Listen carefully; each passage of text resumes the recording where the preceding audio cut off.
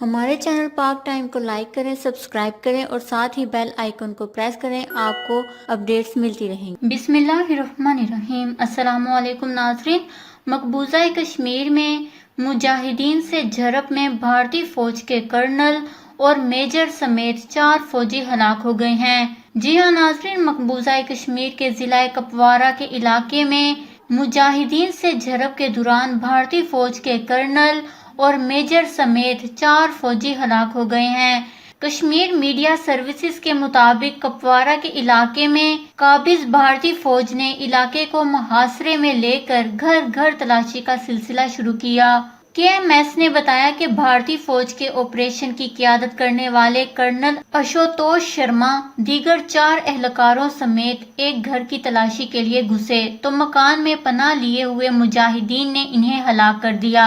اس دوران قابض بھارتی فورسز نے مزید نفری بلائی اور مکان کو گھیرے میں لے لیا، تاہم مجاہدین اور قابض فوج میں جھڑپوں کا سلسلہ شروع ہوا جو کئی گھنٹوں تک جاری رہا۔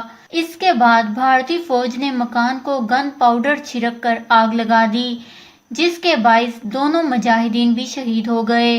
KMS کے مطابق مجاہدین سے جھڑپ میں بھارتی فوج کے کرنل اور میجر سمیت 4 فوجی اہلکار جبکہ بھارتی پولیس کا سب انسپکٹر بھی مارا گیا ہے۔ ہلاک ہونے والے بھارتی فوجیوں میں کرنل اشوتوش شرما اور میجر انوج سود بھی شامل ہیں۔ 2 فوجی افسروں کے علاوہ جو دیگر 2 فوجی مارے گئے، ان کی شناخت نائک راجیش کمار اور نائک دنیش سنگھ کے نام سے کی گئی ہے۔ ناظرین، خیال رہے کہ بھارتی قابض فوج کی جانب سے مقبوضہ وادی میں وحشیانہ کارروائیوں میں تیزی آ گئی ہے اور گزشتہ 2 ہفتوں کے دوران قابض فوج نے جعلی آپریشن کے نام پر 20 کشمیری نوجوانوں کو شہید کیا ہے۔